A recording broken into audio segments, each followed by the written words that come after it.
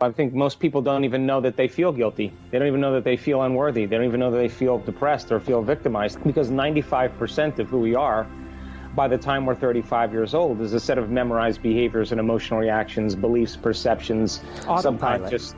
Yeah, pretty much on autopilot. That's 95% of most people. So their 5% is working against 95% of what they've memorized subconsciously. So the first step then is becoming conscious of your unconscious thoughts, becoming aware of your automatic behaviors, and then noticing and paying attention to the emotions that you feel every day. And as you begin to observe those states of mind and body, it means you're no longer the program. Now you're the consciousness observing the program, and you begin to objectify your subjective self. You begin to pull out of your biology. So awareness then is the first step. So then most people, once they become conscious that they're living by certain emotions, the next question are, what are those emotions? And those emotions typically are connected to some past experience. Like, I'm this way because I got fired from my job 10 years ago. I am this way because my husband left me with 3 children. I am this way because I was in a serious accident 15 years ago. I am this way because I had this event happen to me. So then what that means from a biological standpoint is that that person has had a reaction to some experience. Once you feel a change in your internal chemistry emotionally and you feel altered, you pay attention to what caused it in your outer environment. The brain takes a picture, and that's called a memory. So then we begin to remember the reasons why we are the way we are because of the past. But if you're still living by that emotion and it's 15 years later, from a biological standpoint, it means you haven't changed. The next point is the survival emotions, the emotions that are derived from the hormones of stress, are very addictive. Anger is addictive, fear is addictive, sadness is addictive, resentment is addictive, competition is addictive, frustration is addictive. All of those emotions that are derived from the hormones of stress give the brain and body a rush of energy. So if an addiction is something you can't stop, and you happen to have a friend or a family member who's walking around suffering every single day of their life, and you say to them, why don't you stop? Or you're in the middle of an angry experience, and I say to you, Michael, why don't you just stop being angry? If you can't stop that, then on some level you're addicted, because an addiction is something you can't stop. So when people start to understand, oh my God, I'm addicted to my own frustration, I'm addicted to my own suffering, I'm addicted to my own guilt, all of a sudden they start becoming conscious of what they're doing to their brain and body. Show them how those very chemicals downregulate genes to create disease, and then get them beyond that by doing meditation. That's the moment then all of a sudden they begin to be greater than their biology. And we've measured this thousands of times in people, and it's without a doubt, I can say this from every single cell in my being, that a person is at their absolute best when they get beyond themselves. That's the bottom line. So like the hormones of stress as an example, 70% of the time people are living by the hormones of stress, whether they know it or not. They're always anticipating the future based on the past. They're always having their attention on objects and people and things and places in the world, because that's where the danger is. The chemicals are jacking up their body, so their attention is on their body. So they think, based on their own experience, that they're their body, but they're not.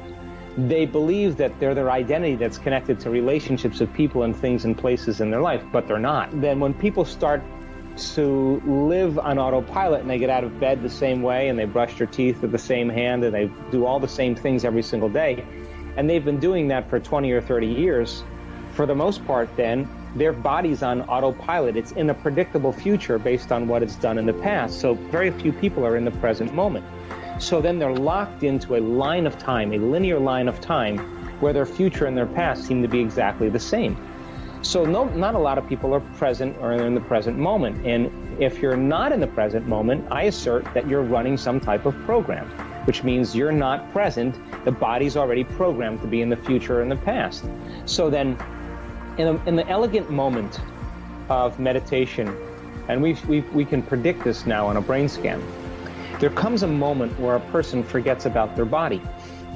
They forget, they're so involved in their inner world that there is no body. They forget that they are an identity. They're not paying attention to the people they know and the places they go and the things they have to do or the things they own. They become no one. They become no thing. They go to nowhere, and they forget about their appointments in their past, and they become no time. And that is the moment they become pure consciousness. That is the moment that they begin to disconnect from their biology. And who you are, to answer that question, is a consciousness that's manipulating the brain and body to produce different levels of mind. And only when you are pure consciousness can you begin to change your body. Only when you are beyond your body can you heal your body. The body can't heal the body. You have to get beyond your body to heal your body. In order for you to create some new experience in your life, you got to get beyond the problems in your life. In order for you to create some new future event in some future time, you got to get beyond predictable linear time. And so if you're going to heal your body by thought alone, if you're going to create some experience in your life by thought alone, if you are going to create some new event in your future by thought alone, then you have to become thought alone. And that is the moment when you become pure consciousness, where you are nobody, no one, no thing, no where, and no time. That is the moment that you're no longer constrained by those laws. That is the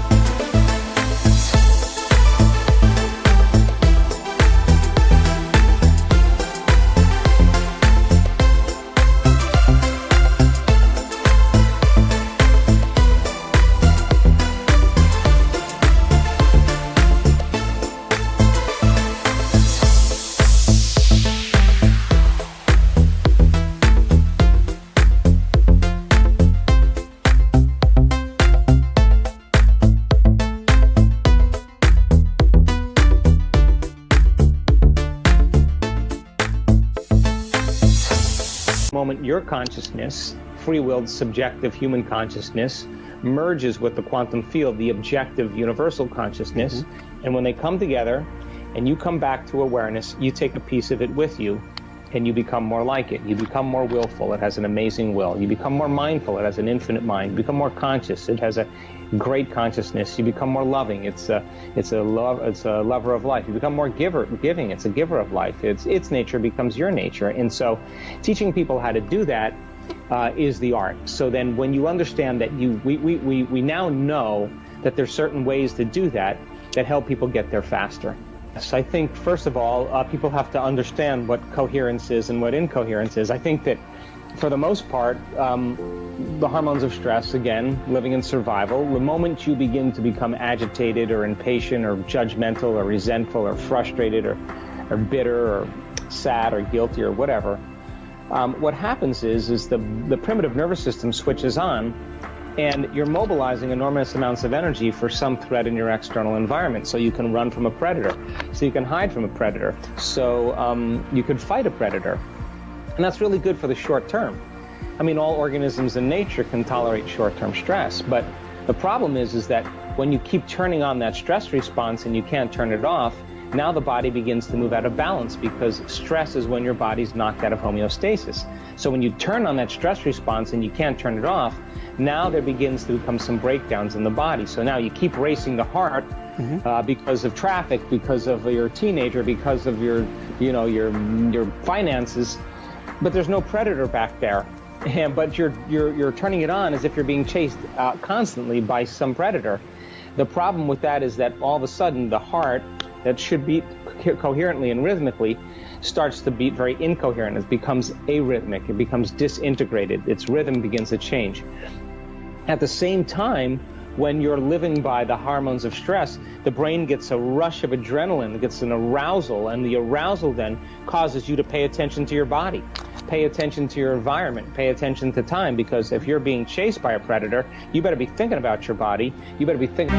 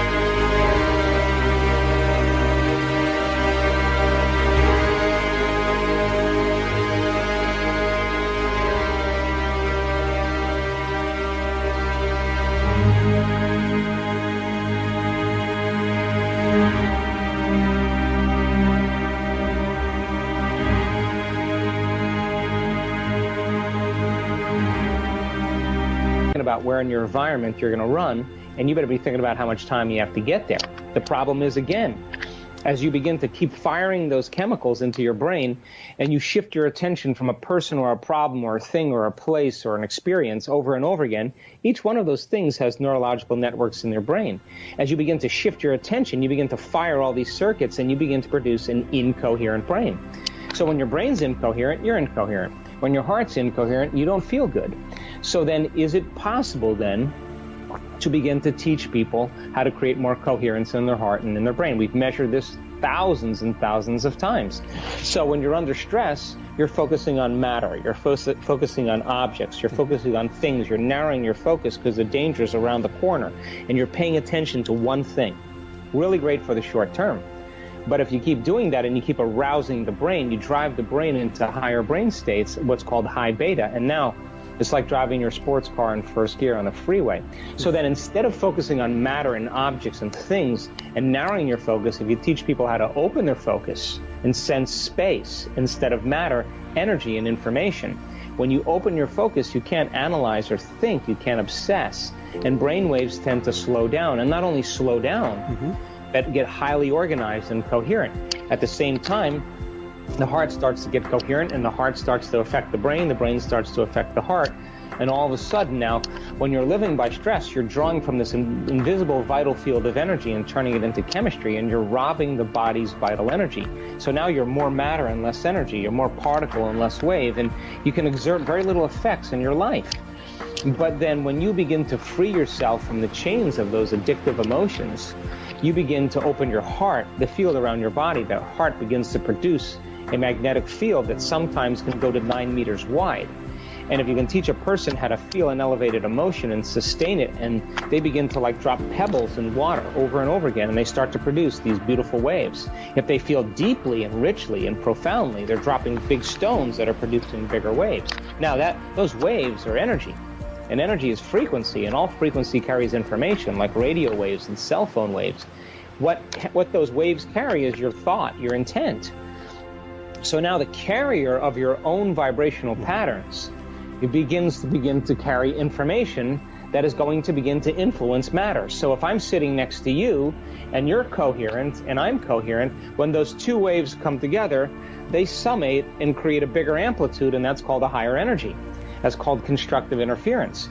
If you got 750 people in the room and they're all doing that, that's rocking. Watch out. Now, yeah, you're going to see energy go really high in the room. Now, if I'm coherent and you're coherent, but the person sitting next to us is not coherent, if you begin to move grandfather clocks in unison and 20 of them are moving together and one's moving out of rhythm, and we come back tomorrow, that one that's out of rhythm is going to just join and become entrained to the other one. So sooner or later, when we get that effect where there's enough people doing it, everybody starts to become entrained, and now there's a coherent, very, very palpable, measurable. We measured the energy, and the energy in the room is just off the chart. And now we have enough energy in the room for the miraculous and the supernatural to occur.